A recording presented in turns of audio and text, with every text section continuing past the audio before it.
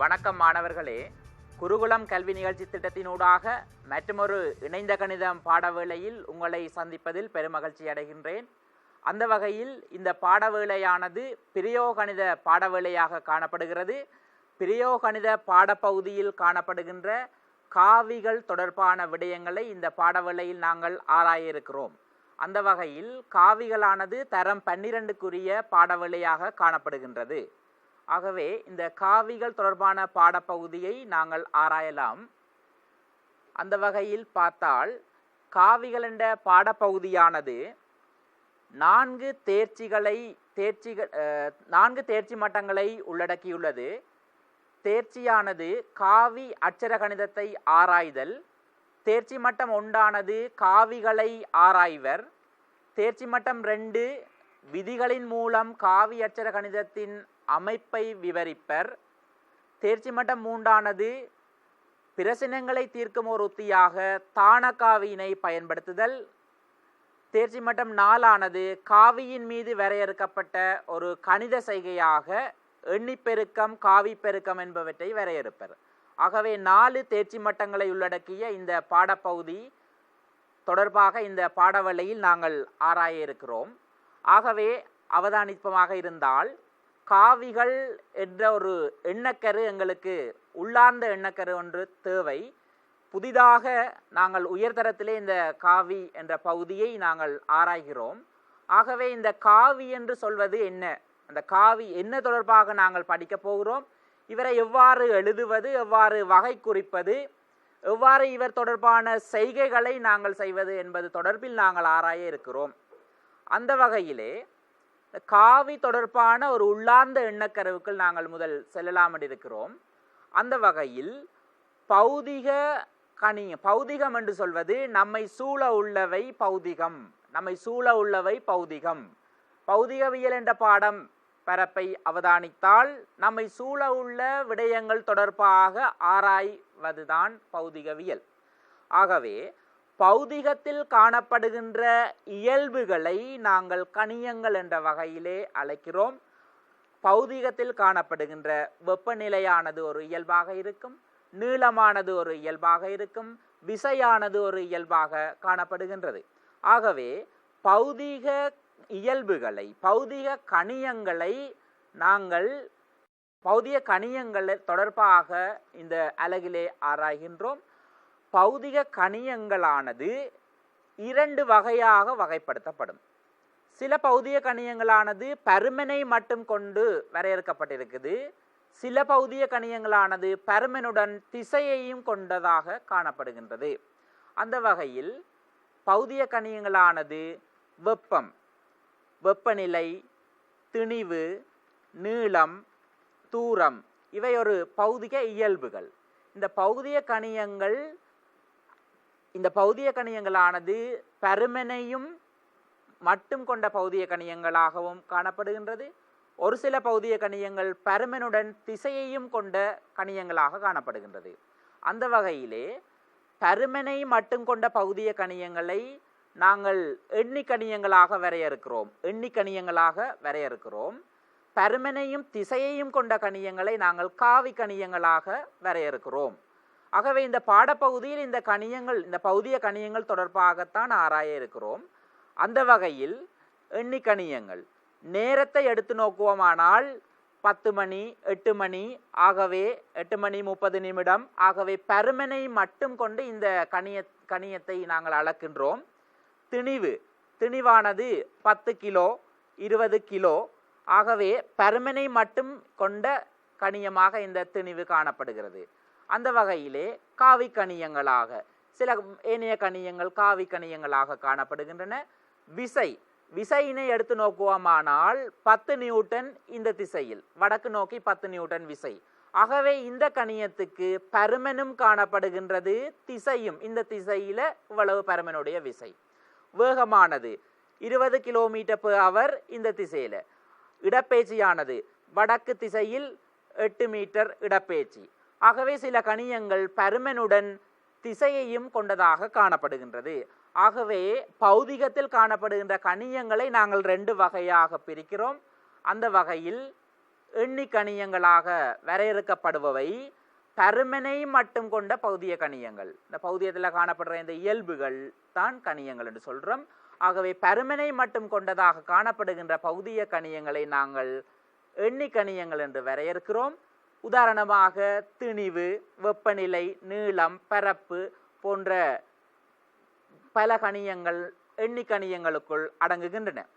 அந்த வகையிலே அடுத்ததாக பருமனுடன் மேலதிகமாக திசையையும் கொண்ட கணியங்கள் காவி கணியங்கள் என்று வரையறுக்கின்றோம். பருமனுக்கு மேலதிகமாக திசையையும் கொண்ட கணியங்கள் காவி கணியங்கள் என்று வரையறுக்கிறோம். ஆகவே இடப்பெயர்ச்சியினை நாங்கள் கூறும் பொழுது இன்ன திசையில் இன்ன பருமனுடைய இடப்பெயர்ச்சி, ரைட், வடக்கு நோக்கி 8 மீட்டர் இடப்பெயர்ச்சி. வேகமானது, வேகத்தையும் அந்த வகையிலே நாங்கள் குறிக்கலாம். வேகம், நிறை, விசை போன்றவற்றை நாங்கள் பருமனுடன் திசையையும் கூறக்கூடிய மாதிரி இருக்கும். ஆகவே இந்த கணியங்கள் காவி கணியங்களாக அமைகின்றன. ஆகவே இந்த பாடப்பகுதியானது காவிகள் தொடர்பான பகுதி. அப்ப நாங்கள் இந்த பகுதியில என்னத்தை படிக்க போறோம் என்கின்ற ஒரு எண்ணக்கரு ஒன்று எங்களுக்கு தேவை. இங்கு நாங்கள் படிக்க போறது இந்த காவி கணியங்கள் தொடர்பாகத்தான் இந்த பகுதியில நாங்கள் பார்க்க போகிறோம். அதுவும் எவ்வாறான இந்த காவி கணியங்கள், இந்த பருமனை திசையும் கொண்ட அனைத்து காவி கணியங்கள் தொடர்பாக இங்கு பார்ப்பதில்லை. இந்த காவி கணியங்களில் சில கணியங்களானது, இந்த காவி கணியங்கள் அதாவது இங்கு நாங்கள் பயன்படுத்தப்படுற கணியங்கள், இந்த பகுதியில படிக்கிற காவிகளானது எப்படியான கணியங்களை படிக்க போகிறோம் என்று சொன்னால், முக்கோண காவி கூட்டல் விதி, விசை இணைகர விதி போன்றவற்றுக்கு இணங்குகின்ற காவி கணியங்களை நாங்கள் இங்கு இந்த அலகிலே ஆராய போகிறோம். ஆகவே இந்த அலகானது முக்கோண காவி கூட்டல் விதி, விசை இணைகர விதி என்பவற்றுக்கு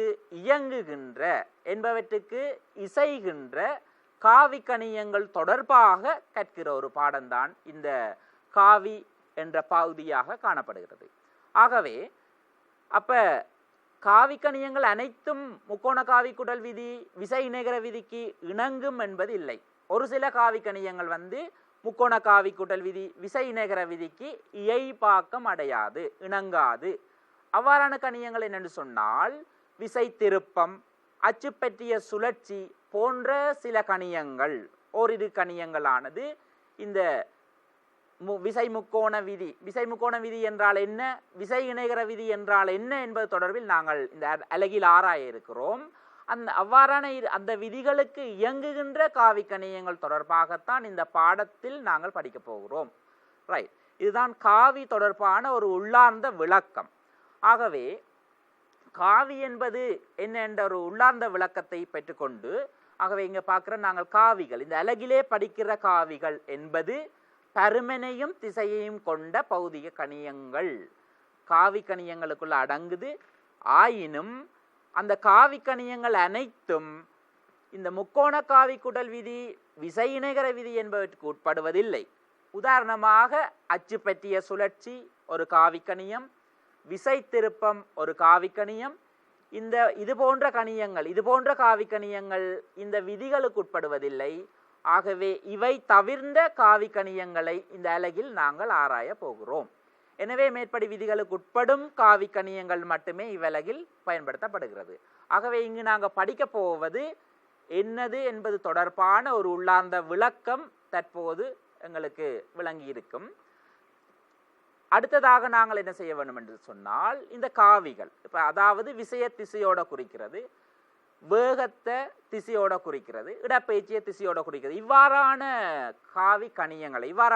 கணியங்களை எவ்வாறு பொதுவாக நாங்கள் குறிப்பது, இந்த அலகிலே எவ்வாறு குறிப்பது, அதாவது காவியை எவ்வாறு குறிப்பது தொடர்பாக நாங்கள் ஆராய்ந்ததன் பின்னர் அவை தொடர்பான கணித செய்கைகளுக்கு நாங்கள் செல்ல முடியும். ஆகவே தரமாறு மாணவர்களுக்கு எண்கள் தொடர்பான விளக்கம் அளிக்கப்படுகின்றது. அப்ப எண்களுக்குரிய குறியீடு, ஒன்றென்றால் இவ்வாறான குறி, ரெண்டென்றால் இவ்வாறான குறியீடு, ரைட் என்ற மாதிரி காவிக்கு நாங்கள் ஒரு குறியீடு வச்சிருக்கிறோம்.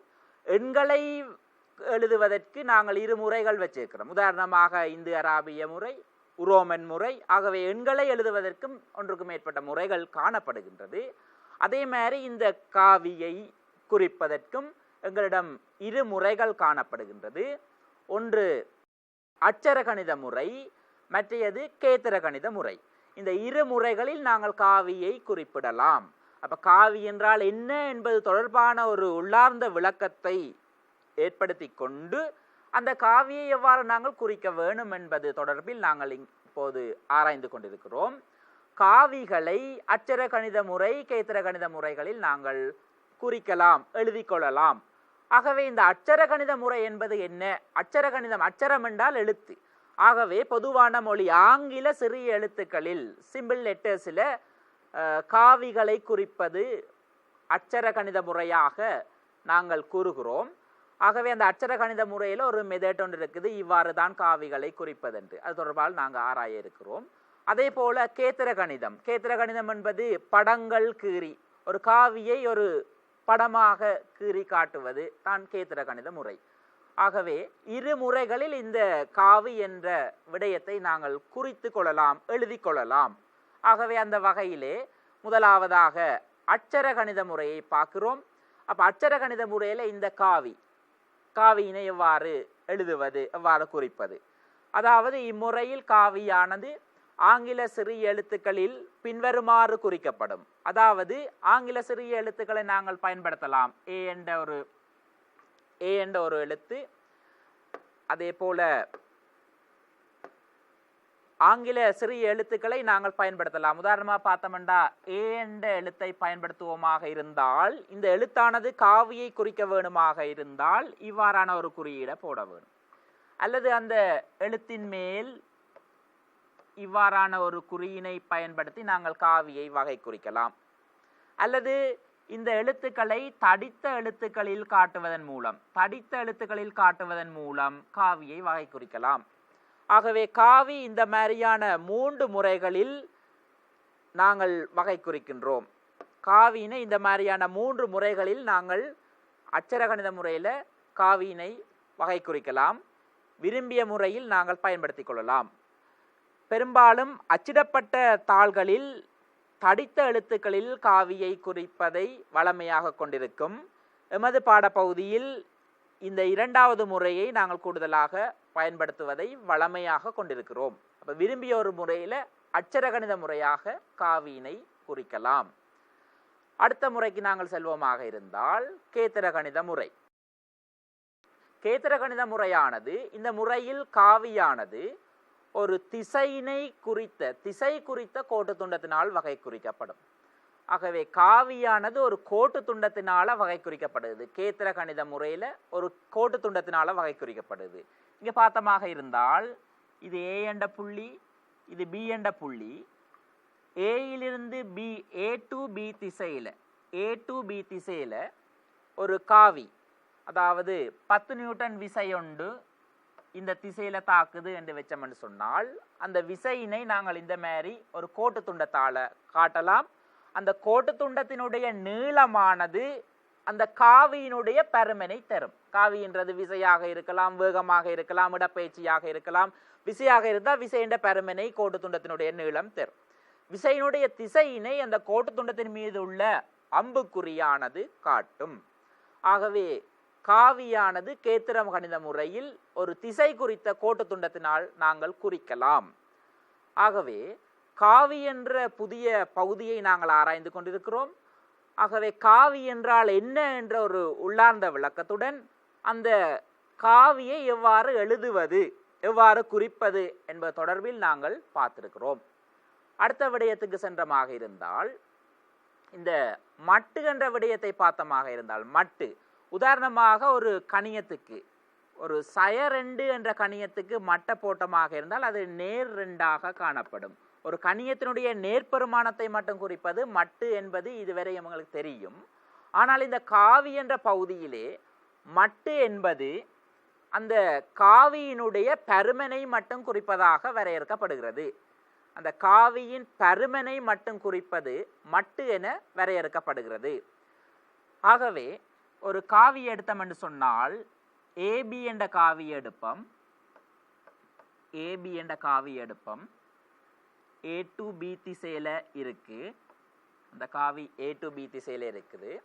ஆகவே இந்த காவியின் மட்டு என்பது உதாரணமாக அட்சரகணித முறையில் காவியை குறிக்கிறது என்றால் இந்த முறையில் குறிக்கிறது. கேத்திர கணித முறையில் காவியை குறிக்கிறது என்றால் ஒரு கோட்டு துண்டத்தால் குறிக்கிறது. அந்த கோட்டு துண்டத்தின் முனை புள்ளிகள் இவ்வாறு எழுதப்படும். ஸோ ஏயிலிருந்து பி திசையில் அந்த காவி இருந்தால் ஏ டு பி காவி ஏபி என்பதை நாங்கள் குறிப்போம். ஆகவே இந்த காவியினுடைய மட்டு என்பது காவியினுடைய பருமனை மட்டும் குறிப்பது. ஆகவே காவி ஏயினுடைய மட்டு இவ்வாறு எழுதப்படும். காவியினுடைய மட்டானது அட்சர கணித முறையில் இவ்வாறு எழுதப்படும். கேத்திர கணித முறையில் காவியினுடைய மட்டானது இந்த முறையில் எழுதப்படும். ஆகவே இந்த கோட்டு துண்டத்தால் கேத்திர கணித முறையில் ஒரு காவி குறிக்கப்பட்டிருக்குது. ஆகவே மட் என்பது இந்த கோட்டு துண்டத்தினுடைய நீளமாக இருக்கும். ஆகவே இந்த பகுதியிலே காவியின் மட்டு என்று சொல்லப்படுவது அந்த கணியத்தினுடைய பருமனை மட்டும் குறிக்கும். ரைட். அடுத்ததாக நாங்கள் இரு காவிகள் சமனாவதற்கான நிபந்தனையை பார்ப்போம். இரு காவிகள் சமனாக வேணுமாக இருந்தால் எவ்வாறு இருக்க வேணும்? ஒரு காவிக்கு என்னென்ன விடயங்கள் இருக்குது? பருமனும் இருக்குது, திசையும் இருக்குது. ஆகவே இரு காவிகள் சமனாக இருக்க வேணுமாக இருந்தால் அந்த காவிக்குரிய ரெண்டு இயல்புகளும் சமனாக இருக்க வேணும். அந்த ரெண்டு காவியினுடைய பருமனும் சமனாக இருக்க வேணும். அந்த ரெண்டு காவியினுடைய திசையும் சமனாக இருக்க வேணும். ஆகவே இரு சமனான காவிகள், அதாவது இரு காவிகள் சமனாயின் அந்த காவிகள் என்னது பருமனும் திசையும் ஒரே மாதிரி இருந்தால் அந்த ரெண்டு காவியும் சமனான காவிகள் என்று நாங்கள் வரையறுக்கிறோம். ஆகவே ஏகம பி ஆகிய இரண்டு காவிகள் எடுத்தமாக இருந்தால் இந்த இரண்டு காவிகளும் சமனான காவிகள் என்று எவ்வாறு நிறுவுவது அல்லது சமனாகுவதற்கான நிபந்தனை என்னென்று பார்த்தமாக இருந்தால் இரண்டு காவியினுடைய பருமனும் சமனாக இருக்க வேண்டும். பருமன் என்பது இவ்வாறு குறிக்கப்படும். உதாரணமாக பார்த்தமாக இருந்தால் கேத்திர கணித முறையில் ஒரு காவி ஏபி என்ற ஒரு காவி, பிக்யூ என்கிற இன்னொரு காவி. இந்த ஏபி என்ற காவியினை கேத்திர கணித முறையில் நாங்கள் ஏபி என்ற மாதிரி குறிப்போம், காவி ஏபி. பிக்யூ என்ற காவியினை கேத்திர கணித முறையில் காவி பிக்யூ என்ற மாதிரி நாங்கள் குறிப்போம்.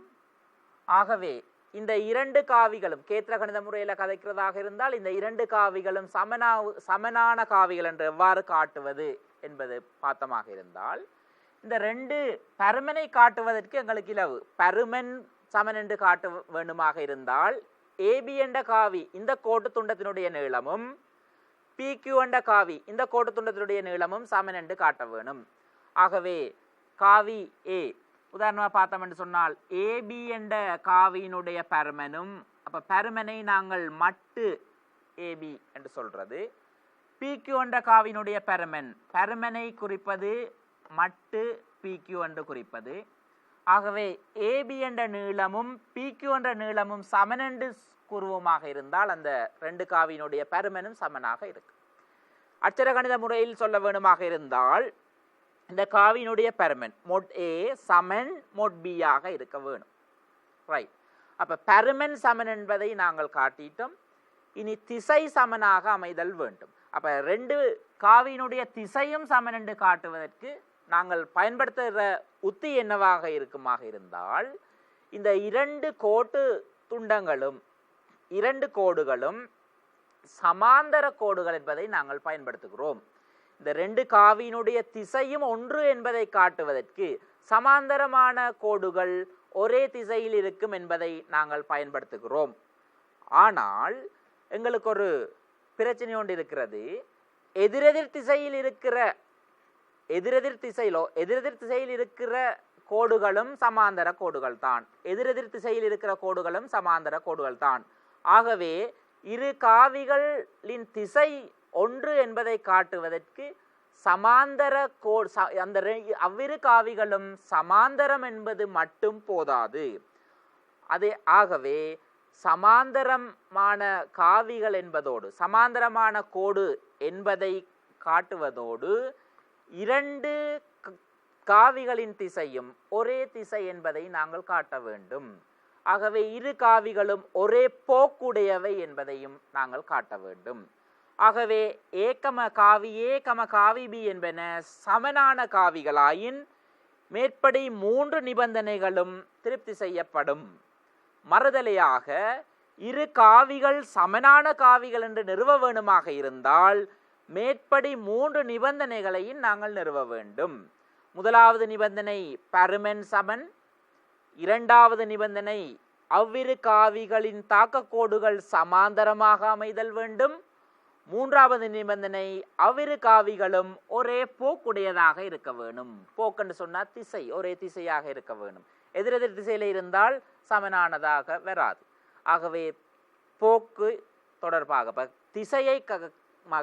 திசையினை கருதுவதற்கு திசை ஒன்றென்று காட்டுவதற்கு இரண்டாவது மூன்றாவது நிபந்தனைகளை நாங்கள் கொடுக்கிறோம். ஆகவே இரு காவிகள் சமனாகுவதற்கான நிபந்தனை மேற்படி நிபந்தனையை நாங்கள் பார்க்கிறோம். அடுத்ததாக அப்ப புதிதாக ஒரு விடயம் பார்க்கிறோம். காவி எவ்வாறு, காவி என்றால் என்ன என்பது தொடர்பான உள்ளார்ந்த விளக்கம் தற்போது எங்களுக்கு இருக்கின்றது. அந்த காவிகளை எவ்வாறு எழுதுவது, இரு முறைகளில் நாங்கள் எழுதலாம், குறிக்கலாம். அடுத்ததாக அந்த காவிகளின் செய்கைகள், கணித செய்கைகள், இரு காவிகளை எவ்வாறு கூட்டுவது, இரு காவிகளை எவ்வாறு கழிப்பது, கூட்டல், கழித்தல், பெருக்கல், வகுத்தல்.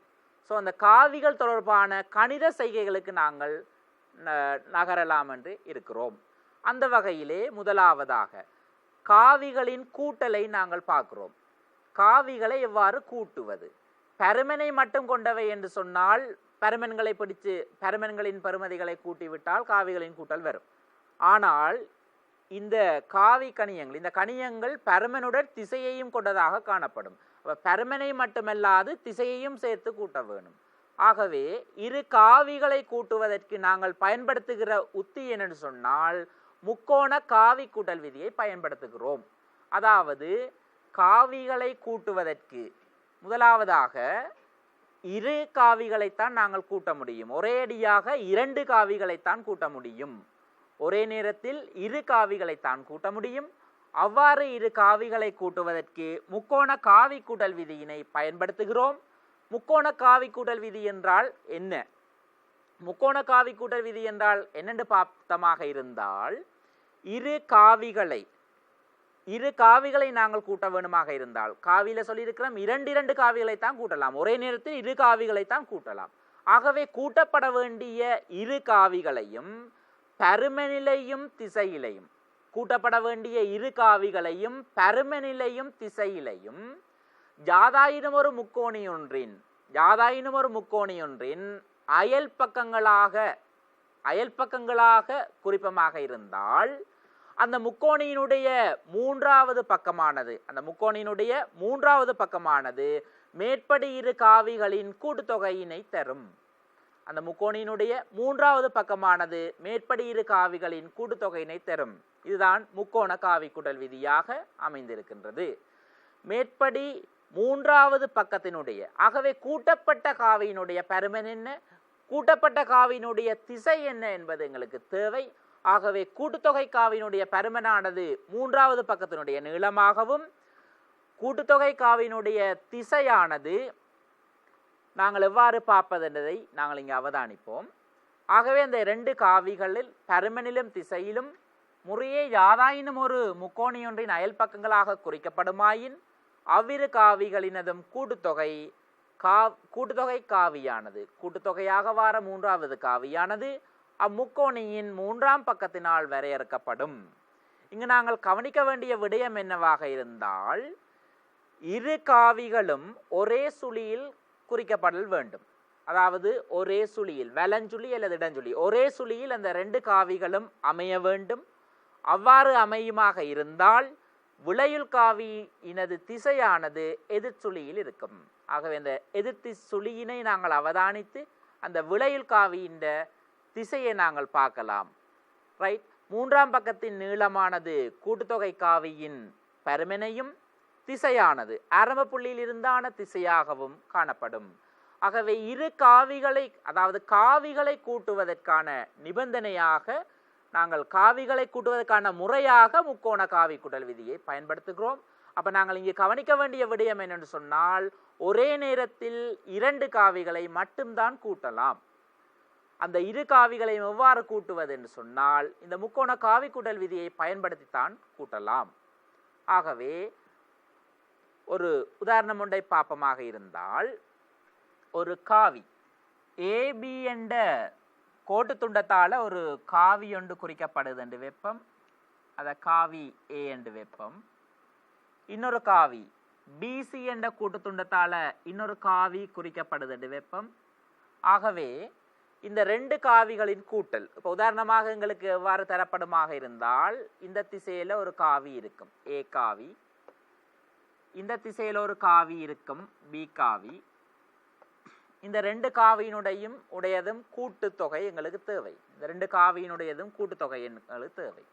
இந்த 2 காவியையும் கூட்ட வேணுமாக இருந்தால் பருமநிலையும் திசையிலையும் இந்த இரு காவிகளையும் யாதாயினும் ஒரு முக்கோணியின் அயல் பக்கங்களாக குறிக்க வேணும். அவ்வாறு நாங்கள் குறித்தமாக இருந்தால் இந்த திசையில் ஏபி திசையிலே இந்த காவி இருக்கு, பிசி திசையிலே 2வது காவி இருக்குது. ஆகவே இவ்விரு காவிகளினதும் கூட்டுத்தொகையானது எவ்வாறு பெறப்படும் என்று சொன்னால் இந்த 3வது பக்கத்தினால் தரப்படும். இதுதான் முக்கோண காவி கூட்டல் விதியாக எங்களுக்கு காணப்படுகின்றது. ஆகவே இந்த ஏசி என்ற கோட்டு துண்டமானது காவி ஏ சக காவி பி இணை குறிக்கும். அப்ப ஏசி என்ற கோட்டு துண்டமானது காவி ஏ சக பி இணை குறிக்கும். இந்த கூட்டுத்தொகை காவியினுடைய திசை எவ்வாறு பார்ப்பதென்றால் ஆரம்ப புள்ளியில் இருந்தான திசையாக இருக்கும். ஆரம்ப புள்ளியிலிருந்து ஏ டு சி திசையில் இருக்கும். இங்கு நாங்கள் ஏபி பிசி காவிகளை குறிக்கும் பொழுது ஒரே சுழியில் நாங்கள் குறிக்கப்படல் வேண்டும்.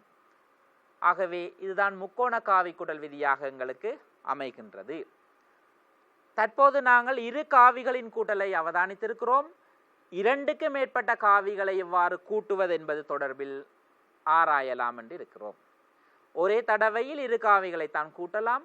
ஆகவே 2க்கு மேற்பட்ட காவிகள் வருமாக இருந்தால் விரும்பிய இரு காவிகளை கூட்டி அவற்றின் விளையுளுடன் அவற்றின் கூட்டுத்தொகையுடன் 3வது காவியை கூட்ட முடியும். ஆகவே 2க்கு மேற்பட்ட காவிகளை கூட்ட வேணுமாக இருந்தால் நாங்கள் எந்த வகையில் பார்க்கலாம் என்றால் 2க்கு மேற்பட்ட காவிகளை கூட்ட வேணுமாக இருந்தால் இந்த உதாரணம் ஒன்றை பார்க்கலாம். ஏ டு பி திசையில் ஒரு காவி இருக்கு. அந்த காவி ஏ என்று வெப்பம். பி டு சி திசையில் பிசி திசையில் இன்னொரு காவி இருக்கு. அவரை நாங்கள் காவி பி என்று வைக்கலாம். சிடி திசையில் 3வது காவி, அவரை நாங்கள் சி காவி என்று வைப்போம். டி திசையில் இன்னொரு காவி இருக்குது, அவரை நாங்கள் டி காவி என்று வைப்போம். ஆகவே 1 2 3 4 காவிகள் இங்கு காணப்படுகிறது. அப்ப இந்த 4 காவிகளை எவ்வாறு கூட்டுவது என்பதை பார்த்தமாக இருந்தால் 2 காவிகளாகத்தான் நாங்கள் கூட்ட வேண்டும். இரு காவிகளை எவ்வாறு கூட்டுவது என்று சொன்னால் முக்கோண காவி கூட்டல் விதியை பயன்படுத்தித்தான் கூட்ட முடியும். ஆகவே ஏ காவி பி காவி என்பவற்றை அயல் பக்கங்களாக கொண்ட ஒரு முக்கோணி ஒன்றை நாங்கள் கருதுவமாக இருந்தால் முக்கோணி ஏபிசியில் காவி கூட்டல் விதியை பயன்படுத்துவோம்.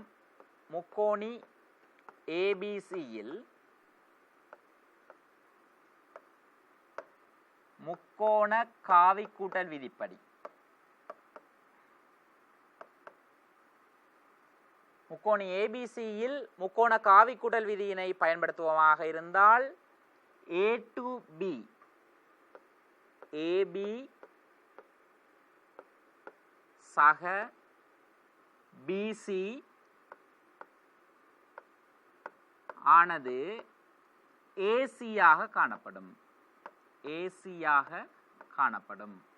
ஆகவே ஏபி என்ற கோட்டு துண்டத்தினால் வகை குறிக்கப்படுற காவியே சக பிசி என்ற கோட்டு துண்டத்தினால் வகை குறிக்கப்படுற காவி பி. ஆகவே ஏசி காவியானது எவ்வாறு பெறப்படுமாக இருந்தால் ஏசி காவியானது காவி ஏ சக காவி பி ஆக பெறப்படும். ஆகவே இந்த இரு காவிகளுக்கும் பதிலாக நாங்கள் இதில் ஏ சக பி காவி என்று குறிக்கலாம். ஆகவே ஏசி என்ற கோட்டு துண்டத்தினால ஏ சக பி என்ற காவி வகை குறிக்கப்படுகிறது. அந்த வகையிலே அடுத்த இரு காவிகளையும் நாங்கள் கூட்ட வேண்டும். தற்போது இந்த இரு காவிகளையும் கூட்டலாம். ஆகவே முக்கோணி ஏசிடியினை கருதுவோம். முக்கோணி ஏசிடியினை கருதுவமாக இருந்தால் முக்கோணி ஏசிடியில காவி கூட்டல் விதியை போடுவோமாக இருந்தால் முக்கோணி ஏசிடியில் காவி கூட்டல் விதியை பயன்படுத்துவோமாக இருந்தால்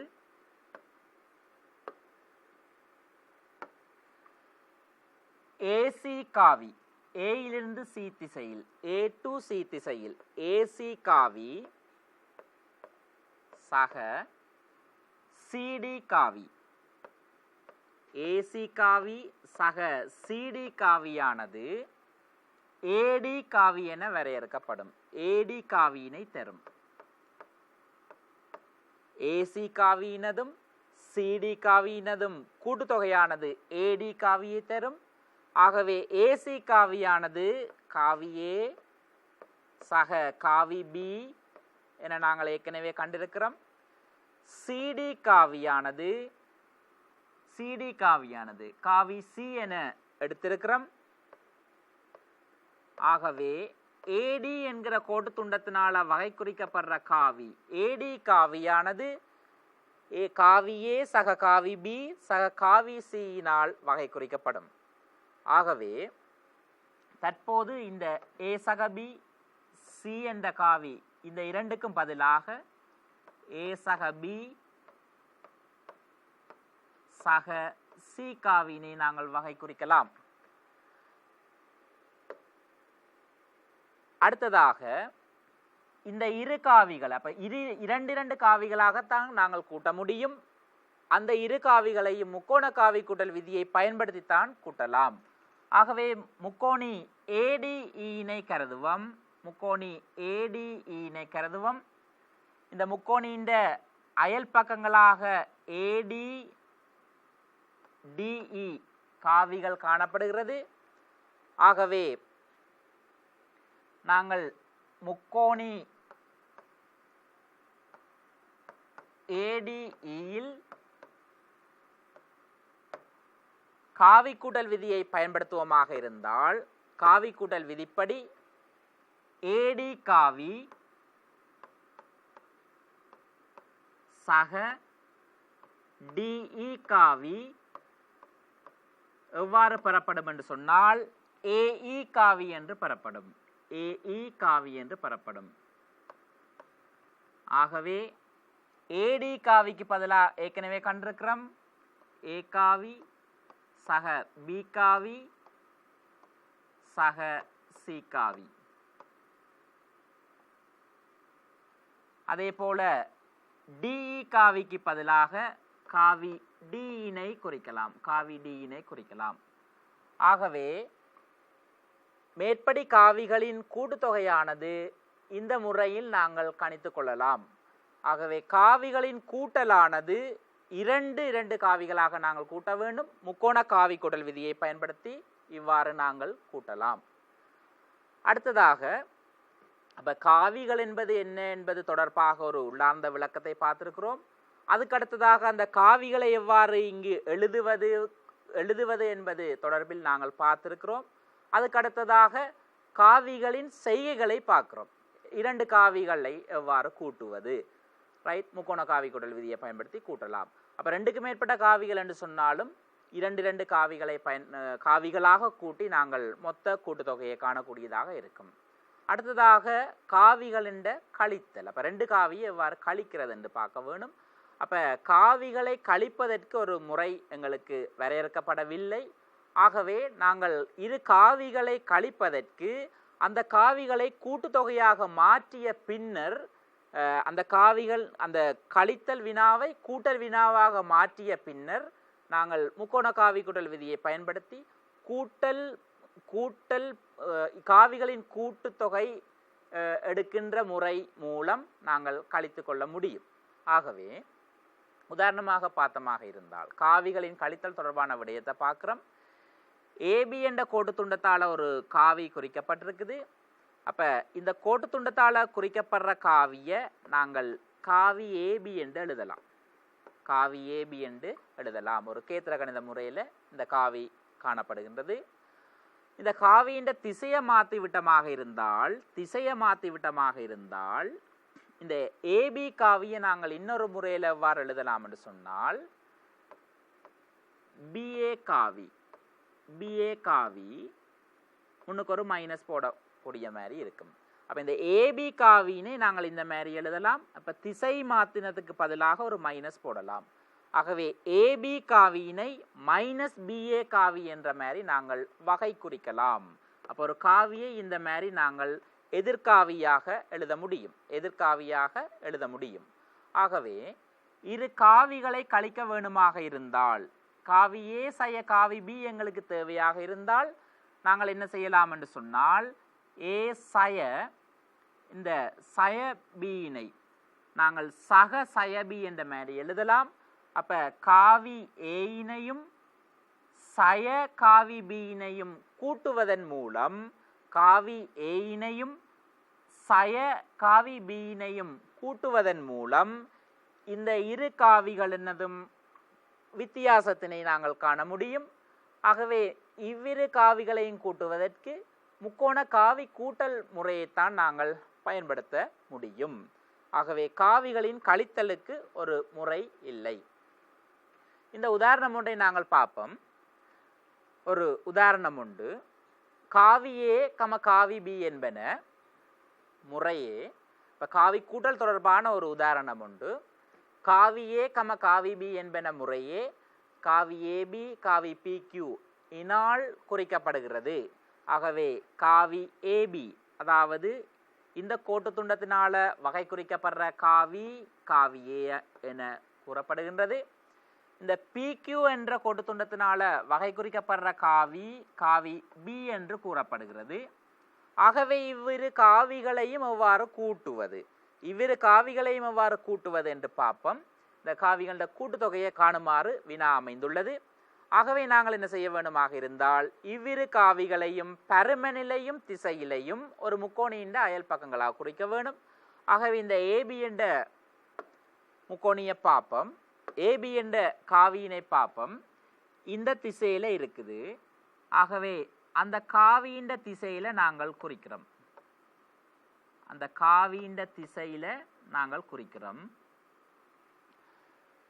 ஏபி என்ற காவி அந்த கோட்டினுடைய முடிவு புள்ளியிலிருந்து மற்றைய காவியினை பருமனிலும் திசையிலும் வரைய வேண்டும். அந்த கோண்ட முடிவு புள்ளியிலிருந்து மற்றைய காவியினை பருமனின் திசையிலும் வரைய வேண்டும்.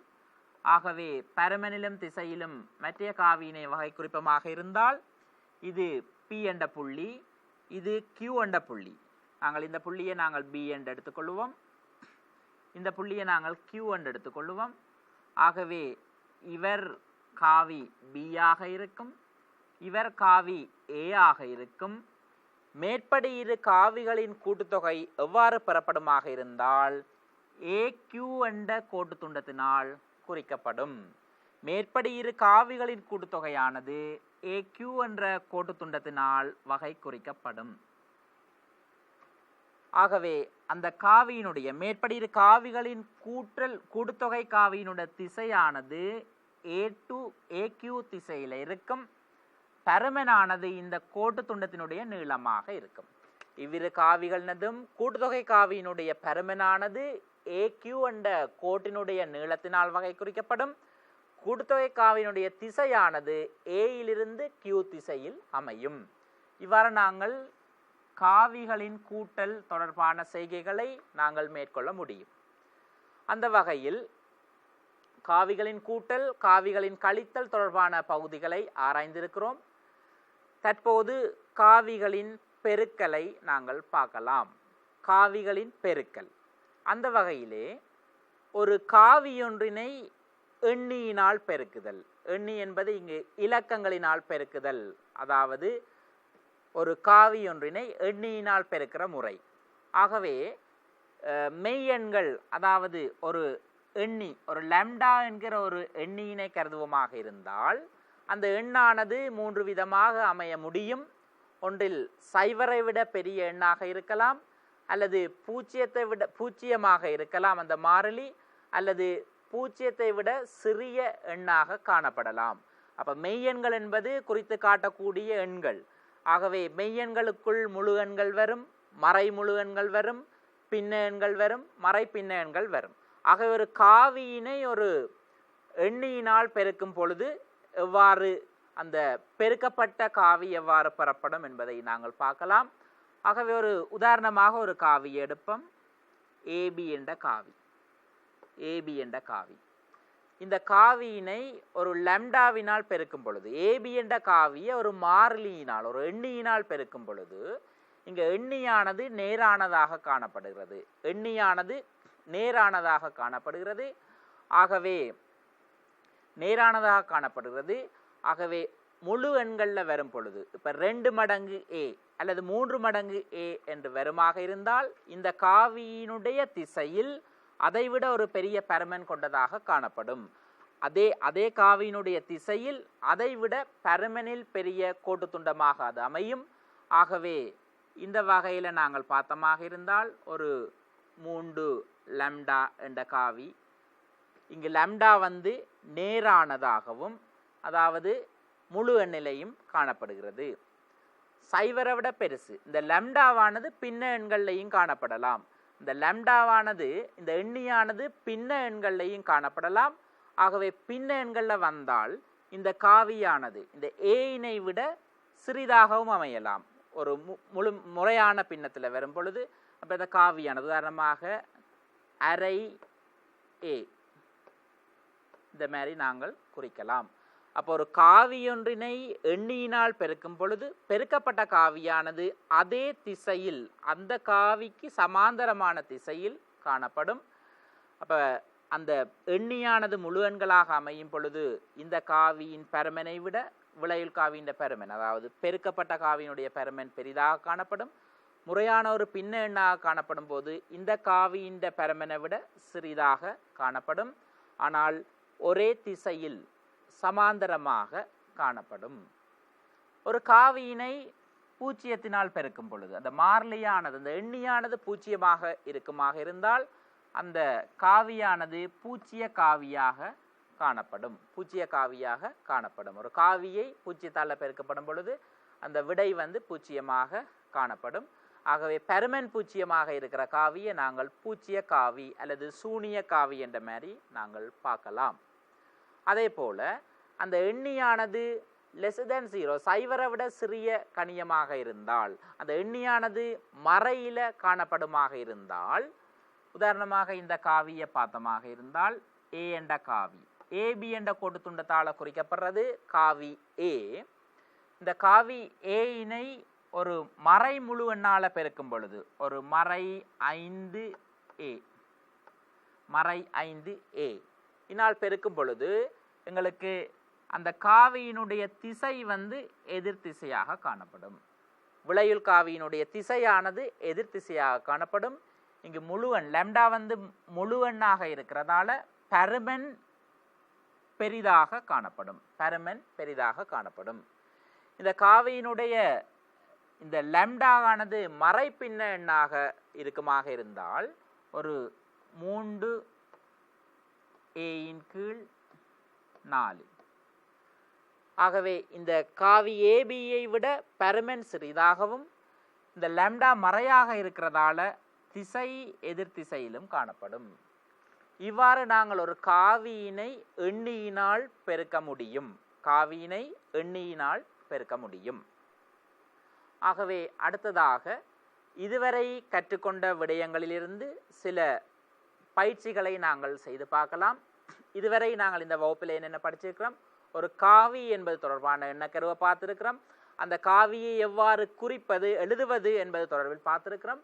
அடுத்ததாக இந்த காவியினை எவ்வாறு கூட்டுவது, எவ்வாறு கழிப்பது, இந்த காவியினை எவ்வாறு எண்ணியினால் பெருக்குவது என்ற விடயங்களை பார்த்திருக்கிறோம். அதைவிட இரு காவிகள் சமனாக இருப்பதற்கான நிபந்தனைகளையும் பார்த்திருக்கிறோம். இந்த விடயங்களை வைத்துக்கொண்டு சிறிய பயிற்சிகளை நாங்கள் மேற்கொள்ளலாம் என்று இருக்கிறோம். அந்த வகையிலே முதலாவது வினாவை பார்த்தமாக இருந்தால் OABCDE என்பது ஒரு ஒழுங்கான அறுகோணி.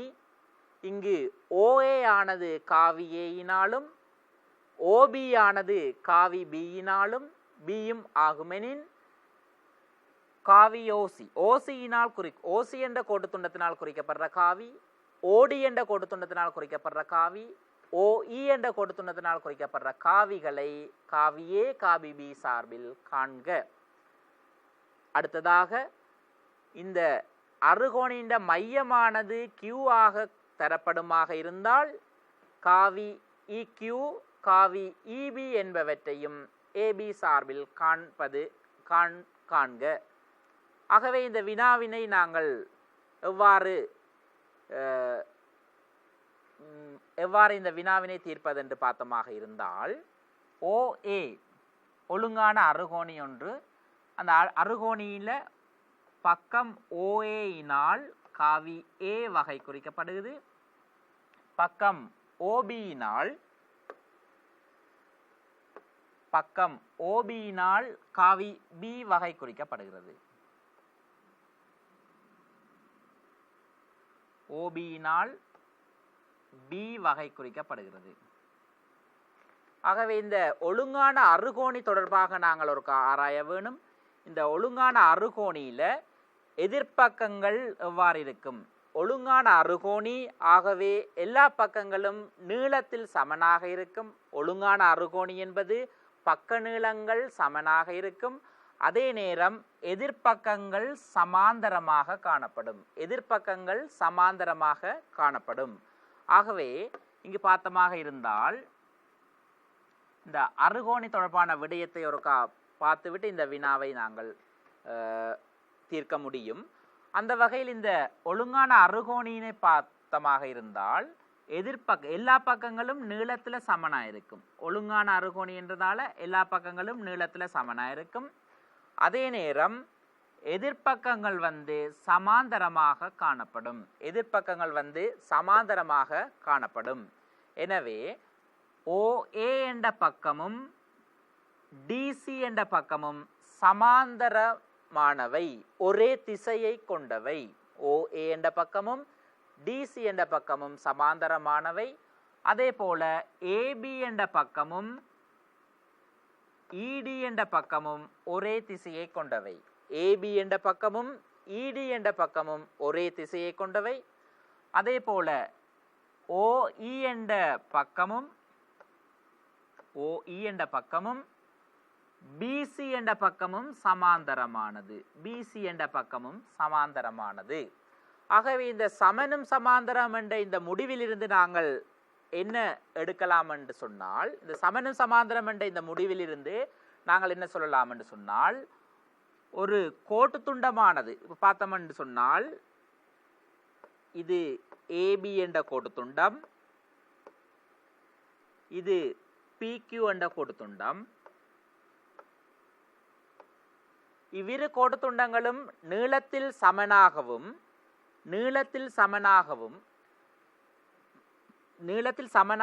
சமாந்தரமாகவும் காணப்படுமாக இருந்தால், இவ்விரு கோட்டு துண்டங்களும் நீளத்தில் சமனாகவும் சமாந்தரமாகவும் காணப்படுமாக இருந்தால், AB என்ற கோட்டு துண்டத்தினால வகை குறிக்கப்படுற காவி, உதாரணமாக காவி AB என்ற கோட்டு துண்டத்தினால வகை குறிக்கப்படுமாக இருந்தால், PQ என்ற கோட்டு துண்டத்துக்குரிய காவியாகவும் நாங்கள் காவி Aயினை எழுதி கொள்ளலாம்.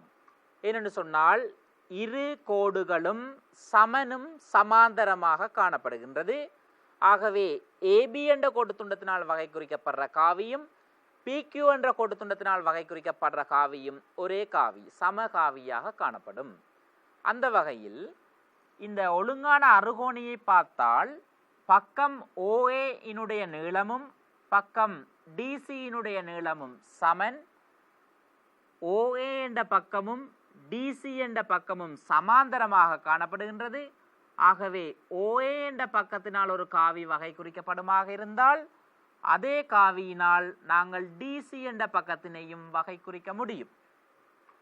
அதே போன்று ஒழுங்கான அறுகோணி. ஆகவே OE என்ற பக்கத்தினால் OE என்ற பக்கத்தினையும் அதற்கு எதிராக உள்ள BC என்ற பக்கத்தினையும் கருதுவமாக இருந்தால் OE என்ற பக்க நீளமும் BC என்ற பக்க நீளமும் சமன். OE என்ற கோடும் BC என்ற கோடும் சமாந்தரம். ஆகவே OE என்ற பக்கம் காவி Bயினால் வகை குறிக்கப்படுமாக இருந்தால் BC என்ற பக்கத்தையும் நாங்கள் காவி Bயினால் வகை குறிக்கலாம். ரெண்டும் சமனான காவிகள். இப்போ சமனான காவிகள் தொடர்பான அறிவிலிருந்து இந்த வினாவினை நாங்கள் செய்து கொள்ளலாம்.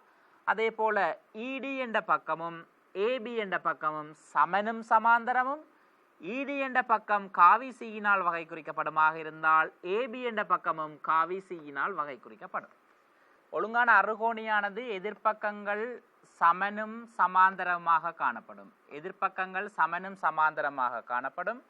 அதே போல இந்த இரு பக்கங்களும் சமனும் சமாந்தரமாக காணப்படும்.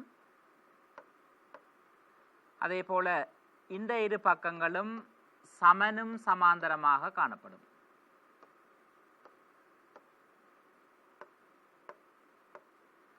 ஆகவே OA என்ற காவியினால் OA என்ற கோட்டுத்துண்டத்தினால் வகை குறிக்கப்படுற காவியினை நாங்கள் DC என்ற கோட்டுத்துண்டத்தினால் குறிக்கலாம்.